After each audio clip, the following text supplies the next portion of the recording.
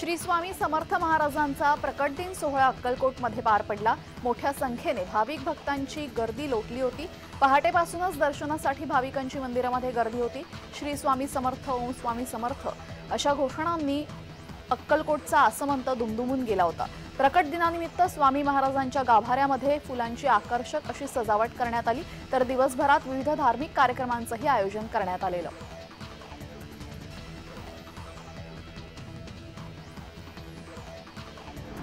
बुलढाणा जिल्ह्यात काल खामगाव तालुक्यात लोखंडा, हिवरखेड, गणेशपूर भागामध्ये जोरदार गारपिटीने शेतकऱ्यांचं प्रचंड नुकसान झालं। वादळी वाऱ्यासह आलेल्या पावसाने अनेक ठिकाणी घरे पडली, जनावरं दगावली। या संपूर्ण नुकसानग्रस्त शेतकऱ्यांच्या बांधावर जय महाराष्ट्र पोहोचलं होतं। जय महाराष्ट्राच्या बातमीची दखल घेत बुलढाणा जिल्ह्याचे विद्यमान खासदार प्रतापराव जाधव आणि आमदार आकाश फोंडकर हे दोघेही आपल्या कार्यकर्त्यांना घेऊन प्रचार सोडून नुकसानीची पाहणी करण्यासाठी पोहोचले। नुकसानग्रस्त शेतकऱ्यांना सर्वतोपरी मदत करणार असल्याचं त्यांनी यावेळेस सांगितलं। यावेळेस आमदार आणि खासदारांनी हे सांगितलं असून जय महाराष्ट्राच्या बातमीचा दणका इथे बघायला मिळाला।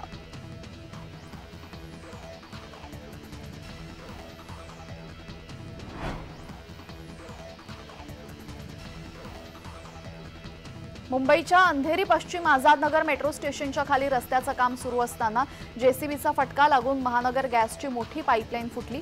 मुंबई महापालिकेकडून अंधेरी पश्चिमेत आझादनगर मेट्रो स्टेशन खाली रस्ता खोदून काम सुरू आहे। याच रस्त्याचं काम सुरू असताना सकाळी 7च्या सुमारास जेसीबीचा फटका लागून महानगर गॅसची मोठी पाईपलाईन फुटली। मोठ्या प्रमाणात गॅस बाहेर निघत असल्यामुळे आजूबाजूच्या परिसरात भीतीचं वातावरण पसरलं। मात्र घटनेची माहिती मिळताच महानगर गॅस कर्मचारी घटनास्थळी दाखल होऊन 3 ते 4 तासांमध्ये फुटलेली पाईपलाईन दुरुस्त केली।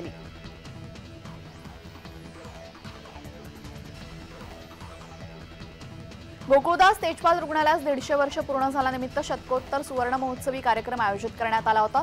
गोकुळदास तेजपाल रुग्णालय व प्रस्तावित वैद्यकीय महाविद्यालय शतकोत्तर सुवर्ण महोत्सवी कार्यक्रम पार पडला। यावेळेस वैद्यकीय शिक्षण आणि संशोधन विभागाचे आयुक्त माननीय डॉक्टर राजीव निवतकर यांच्या उपस्थितीमध्ये हा कार्यक्रम पार पडला।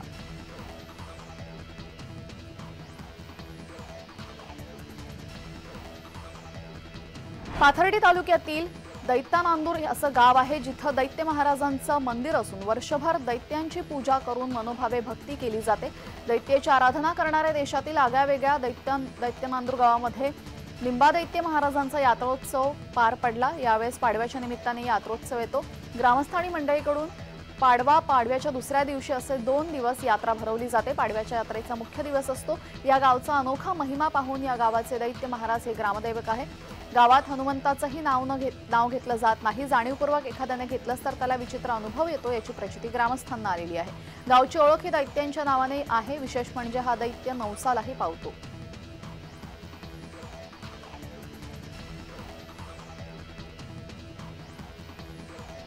चंद्रकांत पाटील यांच्या बैठकीमध्ये मोठा गोंधळ झाला। केंद्र सरकारने शेतीचं नुकसान केले याची विचारणा केली। पाटील यांचं भाषण संपताच प्रश्न विचारणाऱ्या शेतकऱ्यांनी भाजपा कार्यकर्त्यांकडून अरेरावी आणि धक्काबुक्की झाल्याचे समोर आलं। शेतकरी भाजपा विरोधात संतप्त प्रतिक्रिया उमटल्या।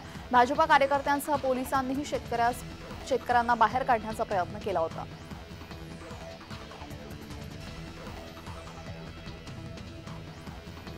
भिवंडी शहर तसेच ग्रामीण भागामध्ये चोरीच्या घटनांमध्ये दिवसेंदिवस वाढ होताना दिसते। भिवंडी निजामपूर पोलिसांनी मिळालेल्या गुप्त बातमीदार मार्फत तळवली नाका या परिसरात काही दरोडेखोर दरोडा टाकण्याच्या तयारीत आहेत अशी माहिती मिळताच भिवंडी निजामपूर पोलीस ठाण्याचे एक पथक तळवली नाका ते पारोळ रस्ता भागामध्ये चौकशी करत असताना पोलिसांना पाहून रिक्षामधील काही जण पळायला लागले।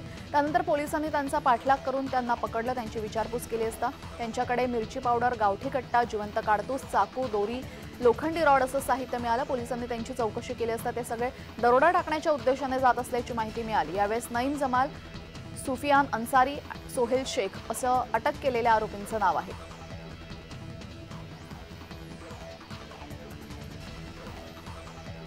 नुकताच शिवसेनेत प्रवेश केलेल्या गोविंद आहुजा यांनी त्र्यंबक राजाचं दर्शन घेतलं। गोविंद आहुजा यांनी त्र्यंबक राजाचं दर्शन घेत विधिवत पूजा केली।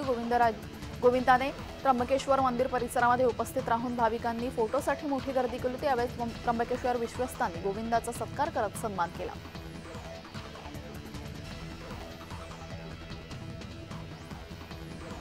अयोध्येमध्ये श्रीराम मंदिरामध्ये प्रभू रामाच्या दर्शनासाठी भक्तांची गर्दी वाढू लागली। तिथे चैत्र नवरात्रोत्सव साजरा होत असून भव्य श्रीराम मंदिरामध्ये प्रस्थापित झालेल्या बालक रामाच्या मूर्तीचं दर्शन घेण्यासाठी दूरवरून भक्त गर्दी करतायत। नवरात्रोत्सवाच्या दर दिवशी प्रभू रामाचे विलोभनीय दर्शन भक्तांना घडावं यासाठी मंदिर प्रशासनही विशेष प्रयत्न करतं।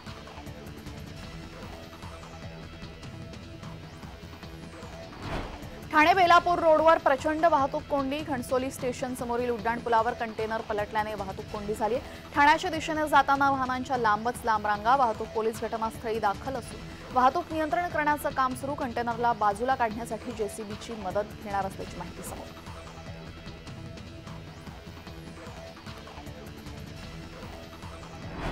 अहमदनगर जिल्ह्यातील कोल्हार खुर्द गावामध्ये अनोखी परंपरा जपली जाते। अनेक दशकांपासून नववर्षाच्या स्वागताला गावात देवाच्या सोंगाची आखाडी रंगते। पाडव्याच्या रात्री गावामध्ये देवाच्या सोंगाची आखाडी सुरू असते। वीरभद्र अर्थात विरोबा महाराजांच्या यात्रेनिमित्त मानाची काठी गावातून निघते।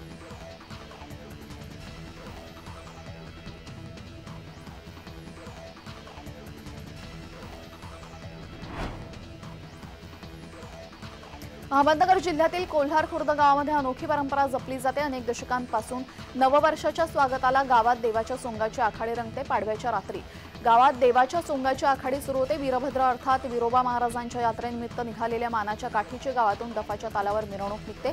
त्यानंतर देवाच्या सोंगाची आखाडी सुरू होते। गेल्या अनेक वर्षांपासून ही परंपरा जोपासली जाते।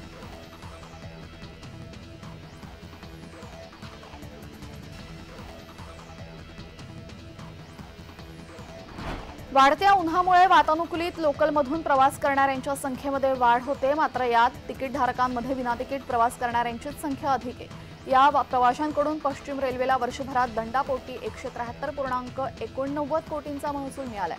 मात्र या फुकट्यांमुळे एसी लोकलची गर्दी मात्र वाढली आहे।